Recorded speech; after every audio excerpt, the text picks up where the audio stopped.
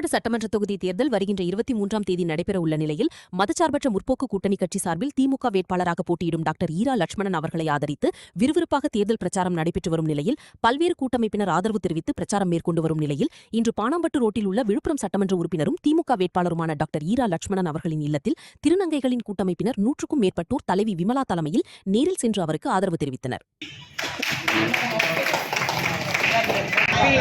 எல்லாமே பண்ணது இந்த விழுப்புரம் சார்பாக திருநங்கை சார்பாக அண்ணனுக்கு எங்களுடைய ஆதரவு அனைத்தும் அண்ணனுக்கே உதவி செய்யும்.